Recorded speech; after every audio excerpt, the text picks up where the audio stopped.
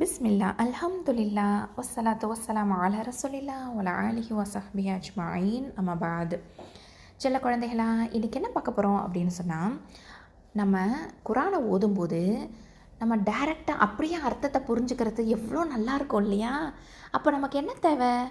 குரானுடைய வார்த்தைகளுக்கு, அரபி வார்த்தைகளுக்கு பொருள் தெரிஞ்சால் தான் நம்மளால் புரிஞ்சுக்க முடியும். அப்போது குரானில் அதிகமாக நிறைய தடவை வரக்கூடிய வார்த்தைகளுக்கு நம்ம பொருளை தெரிஞ்சுக்கிட்டோன்னா, எங்கெல்லாம் அந்த வார்த்தைகள் வருதோ அங்கெல்லாம் நம்மளால் கரெக்டாக அதை பொருளை உணர்ந்து நம்ம படிக்க முடியும் இல்லையா? இல்லை அப்படி தானே?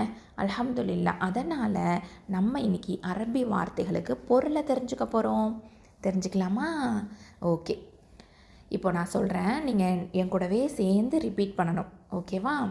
அஊது, நான் பாதுகாவல் தேடுகிறேன். அல்லாஹ், அல்லாஹ். மின், இருந்து. ஷைத்தான், ஷைத்தான். ரஜீம், விரட்டப்பட்ட. இன்னொரு தடவை சொல்லுங்கள். அஊது, நான் பாதுகாவல் தேடுகிறேன். அல்லாஹ், அல்லாஹ். மின், இருந்து. ஷைத்தான், ஷைத்தான். ரஜீம், விரட்டப்பட்ட. ஓகே, அடுத்ததாக இப்போது இன்னொரு சில வார்த்தைகள். ஹுவ, அவன். ஹும், அவர்கள். அந்த, நீ. அனா, நான். அந்தும், நீங்கள்.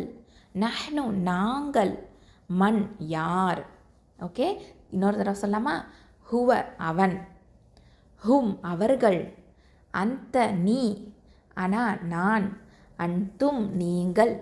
நஹ்னு, நாங்கள். மன், யார். இதை நல்லா ப்ராக்டிஸ் பண்ணுங்கள். ஓகேவா? ரொம்ப ரொம்ப ஈஸி தான்.